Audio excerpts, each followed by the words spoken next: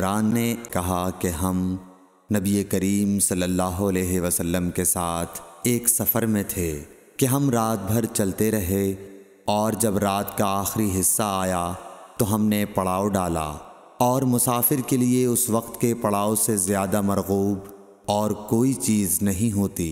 پھر ہم اس طرح غافل ہو کر سو گئے کہ ہمیں سورج کی گرمی کے سوا کوئی چیز بیدار نہ کر سکی۔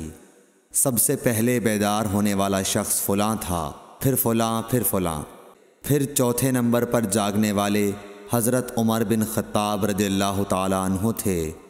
اور جب نبی کریم صلی اللہ علیہ وسلم آرام فرماتے تو ہم آپ کو جگاتے نہیں تھے، یہاں تک کہ آپ خود بخود بیدار ہوں، کیونکہ ہمیں کچھ معلوم نہیں ہوتا کہ آپ پر خواب میں کیا تازہ وحی آتی ہے۔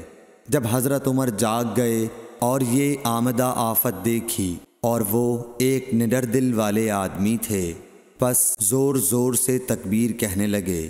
اسی طرح بآواز بلند آپ اس وقت تک تکبیر کہتے رہے جب تک کہ نبی کریم صلی اللہ علیہ وسلم ان کی آواز سے بیدار نہ ہو گئے۔ تو لوگوں نے پیش آمدہ آفت مصیبت کے متعلق آپ صلی اللہ علیہ وسلم سے شکایت کی۔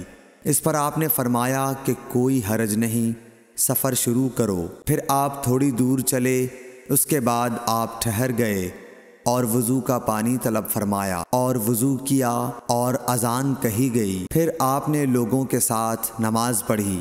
جب آپ نماز پڑھانے سے فارغ ہوئے تو ایک شخص پر آپ کی نظر پڑی جو الگ کنارے پر کھڑا ہوا تھا، اور اس نے لوگوں کے ساتھ نماز نہیں پڑھی تھی۔ آپ نے اس سے فرمایا کہ اے فلاں، تمہیں لوگوں کے ساتھ نماز میں شریک ہونے سے کون سی چیز نے روکا؟ اس نے جواب دیا کہ مجھے غسل کی حاجت ہو گئی اور پانی موجود نہیں ہے۔ آپ نے فرمایا کہ پاک مٹی سے کام نکال لو، یہی تجھ کو کافی ہے۔ پھر نبی کریم صلی اللہ علیہ وسلم نے سفر شروع کیا تو لوگوں نے پیاس کی شکایت کی۔ آپ پھر ٹھہر گئے اور فلاں یعنی عمران بن حسین رضی اللہ تعالی عنہ کو بلایا، اور حضرت علی کو بھی طلب فرمایا۔ ان دونوں سے آپ نے فرمایا کہ جاؤ پانی تلاش کرو۔ یہ دونوں نکلے۔ راستے میں ایک عورت ملی جو پانی کی 2 پکھالیں اپنے اونٹ پر لٹکائے ہوئے بیچ میں سوار ہو کر جا رہی تھی۔ انہوں نے اس سے پوچھا کہ پانی کہاں ملتا ہے؟ تو اس نے جواب دیا کہ کل اسی وقت میں پانی پر موجود تھی،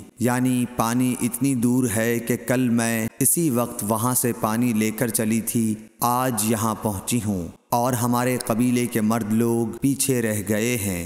انہوں نے اس سے کہا اچھا ہمارے ساتھ چلو۔ اس نے پوچھا کہاں چلوں؟ انہوں نے کہا رسول اللہ صلی اللہ علیہ وسلم کی خدمت میں۔ اس نے کہا اچھا وہی جن کو لوگ صابی کہتے ہیں؟ انہوں نے کہا یہ وہی ہیں جسے تم کہہ رہی ہو۔ اچھا اب چلو۔ آخر یہ دونوں حضرات اس عورت کو حضرت صلی اللہ علیہ وسلم کی خدمت مبارک میں لائے اور سارا واقعہ بیان کیا۔